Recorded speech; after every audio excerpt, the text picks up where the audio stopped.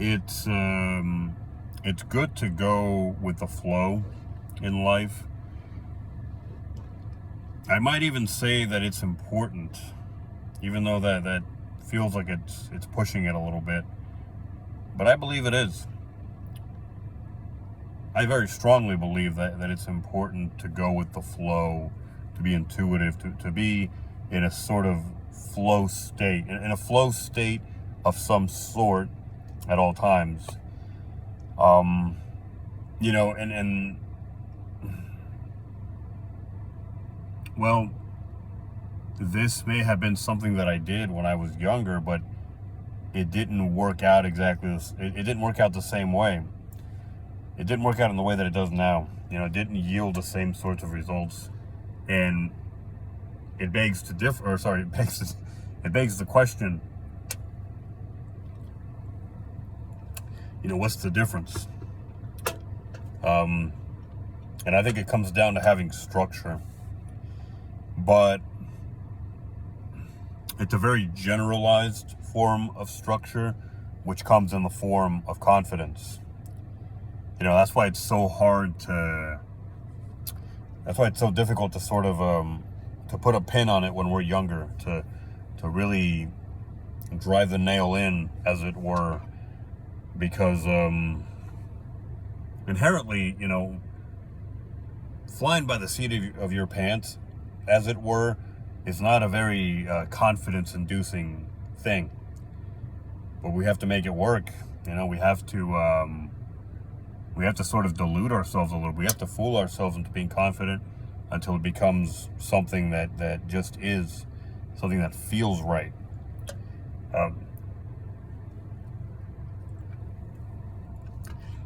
And it's a very generalized sort of confidence. It isn't about stop. And I say, and this is because this is the most efficient way to do it. You set up a guideline and you follow it.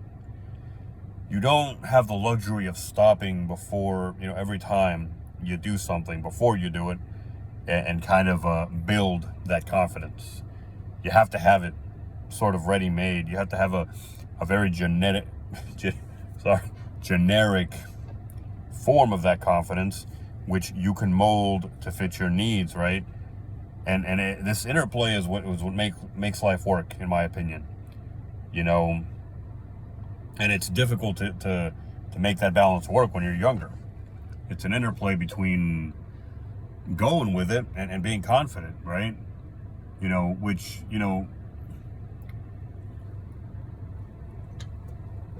going with the flow, so to speak, requires confidence, but at the same time, once you're in it, that confidence can be very shaky. It requires confidence, but it can shake that confidence. You can get into it. It's hard to take the first step, right? You have to be very confident. You have to just sort of believe in yourself blindly. You got to have some faith in yourself. It's hard to take the first step, the first plunge, and then staying in that state of being is difficult. If you haven't built a system around it, that is, it shakes your foundation, your confidence mainly, to its core. That's what it's supposed to do. You're living in a state of uncertainty, and really, it's not. Life is about taking risks. It's about calculated gambles, and this interplay, this balance between, again, going with the flow, it's being intuitive, between that and the structure, right? The sort of chaos that comes from that, and the structure that comes from a deep level of confidence. That relationship allows you. It allows you to take risks, calculated risks, which in a way are so calculated that they couldn't even really be called risks. There's a lot of processing of information that goes on behind the surface, that you're not fully aware of consciously. And it is the doubt that we have in that, which it ends up being our downfall. We're processing a lot intuitively, again, and we're doubting it because we're not seeing it with our own eyes. We're not seeing it directly, and we have to see things directly, right?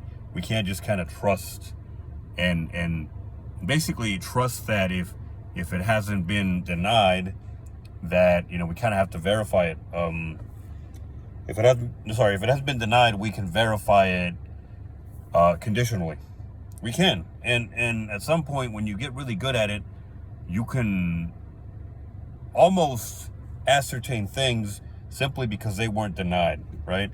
Yeah, this is jumping to conclusions and all that. Yeah, it's going by feel, and yeah, it can be iffy, but if you trust it, it'll work for you. It'll do a lot, and it may miss the mark from time to time, but 99.99999% of the time, it's gonna hit it.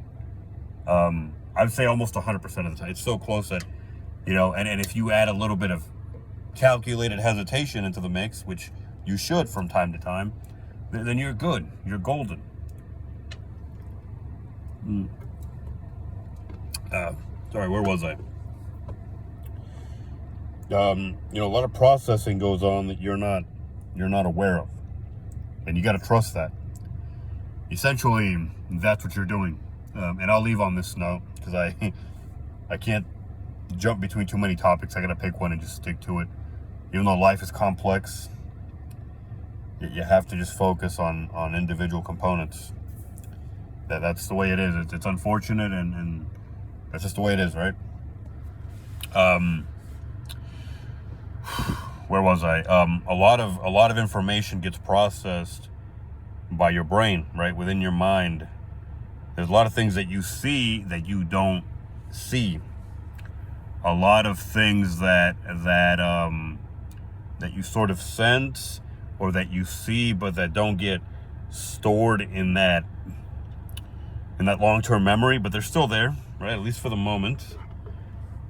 A lot of things like that, which you're not, if you try to access them, you can't, but they're in there, right? It's information that is not really meant for you to access at will. It's there to help you make decisions, and it will be there for a limited amount of time, right? It's sort of like, I guess maybe it's like the RAM in a computer.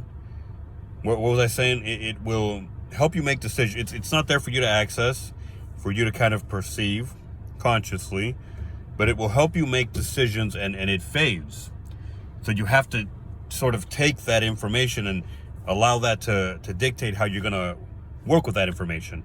You've got to have an element of calculated gambling, basically, where you're not gambling.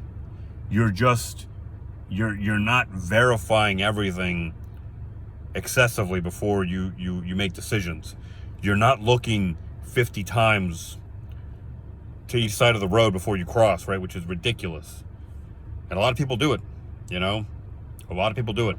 You're trusting that, once or twice looking carefully, right? Deliberately and fully once or twice will do the trick. And from time to time, you may even be able to just glance at each side of the road. Or even, hear this, even just at the side you need to look at. Like say you're making a right turn. You just got to look to the left real quick. And if you can process what you're perceiving quickly enough, then, it can be a very fast process. And a lot of things in life work this way.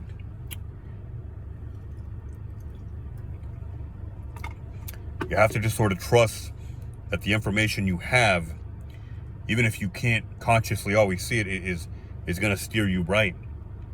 And part of this really the calculated gamble you most often take is that you don't feel, sorry, give me a second,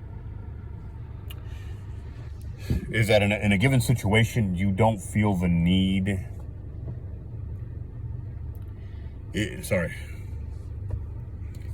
Let me backtrack for a moment.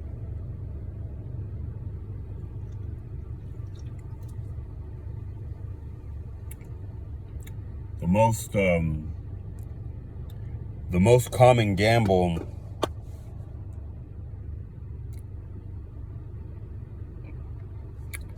All right, sorry. Here we go. The most common gamble, the most common and the most effective gamble. All right, this time I'm gonna nail it. I'm sorry. You get distracted, right? You're sitting in your car, and I gotta work on that. People can be irritating, you know. People can do some weird stuff. They can do some weird shit, and you don't always have to read into it. It happens. Sorry.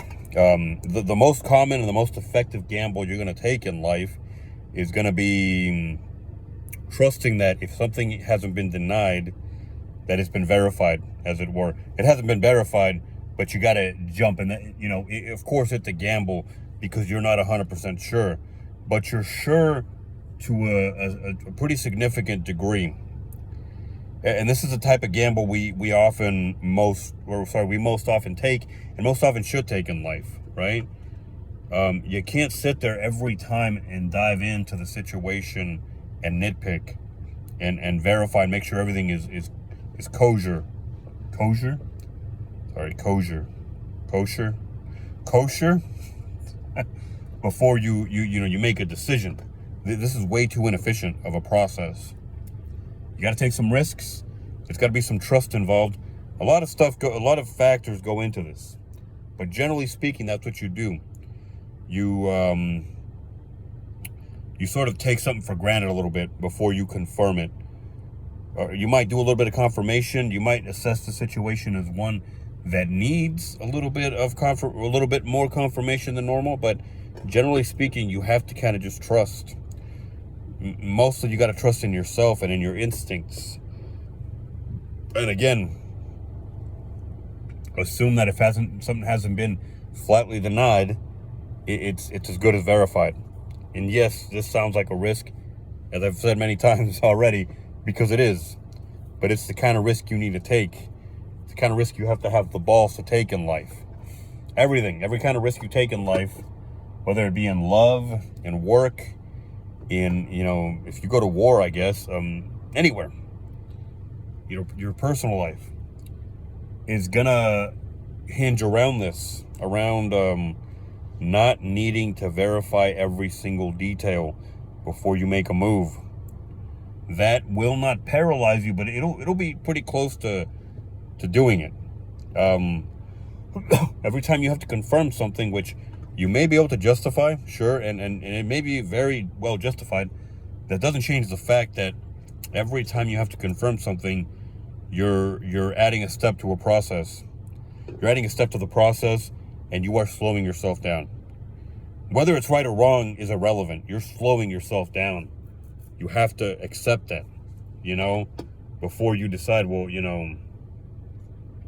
start from that, you're slowing yourself down, and then go, decide, is the slowdown, is that a price I'm willing to pay in this situation for what I'm getting, for the certainty that I'm getting? Or should I just kind of, like I said, have some balls and make a decision without needing? And this should be differentiated. I'll end on this note. This should be differentiated from being reckless. Being reckless is very different.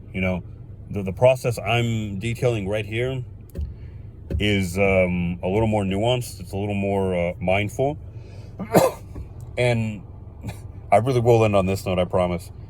And this process can be arrived at from either direction. You can either be someone who's very excessively thoughtful, an overthinker, who scales it down and learns to kind of think less and do more, and you can sort of move the needle towards the center in that way, where you don't feel the need to verify as much, and you're not being more reckless, but rather you're being less cautious, which, there's such a thing as being too cautious. It's too much caution. You can also come from the other direction, from being a reckless sort of fool, you might say. Although being on the other end of the scale could constitute, could justify you being called a fool as well. If you're someone who paralyzes himself regularly by overthinking every situation, you're just as much of a fool as the other guy is, okay?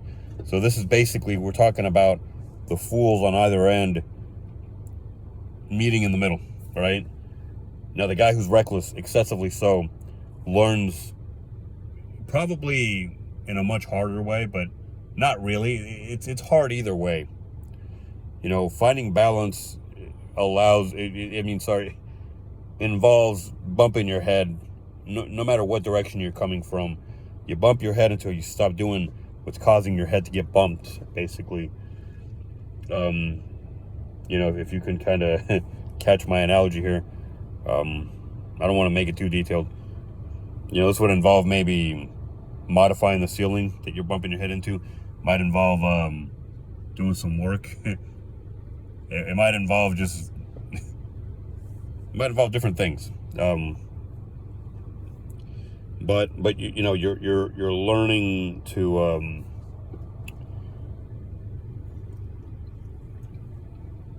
be less cautious if you're overly cautious, and to be less reckless if you're overly reckless. But you're meeting in the middle either way. If you're someone who just kind of jumps into things without thinking at all, you might be taking it too far, because you can't do that. And I had meant to have ended this, but I always find different topics. I find, and this is mostly from personal experience, but I think it applies to a lot of people. I find that recklessness comes from overthinking very often. We overthink situations. We get into our head too much, and it consumes so much of our time that we end up having to make decisions with a very limited amount of time, with whatever's left over. You have essentially, you have a bread that you have, let's say, maybe left out, or you have a bread that has gone bad. But for this analogy to work, somehow the crumbs haven't gone bad, the bulk of the bread is no good, and you're left with crumbs. When you overthink, it's not a complete waste of time. You get something out of it, but in a way, it can be a waste of time in terms of getting things done. You're thinking, not doing. You end up, with crumbs left over as far as time is concerned. In this analogy, if time is a loaf of bread, you are throwing the bread away, and you've got some crumbs left over. You're not throwing the bread away. You're not taking advantage of it, right? Or you're using it. Maybe you might be misusing it. Some people would say that you're not misusing it. Point being, you're left with crumbs as far as time is concerned, and you gotta do what you can. You have a very small amount of time to get the things done that need to get done, because you've wasted so much time thinking. And so you end up being reckless. You end up being reckless by force, because you were so cautious. So this is something to be careful about, the very thing that you were terrified about, which, if you had just made a decision, which might have been a little bit, risky, because it wasn't absolutely sure. If you had done that in the first place, you would not have wasted anywhere near as much time as you did. And now you're in a worse situation than you originally were. Now you have to be extremely reckless.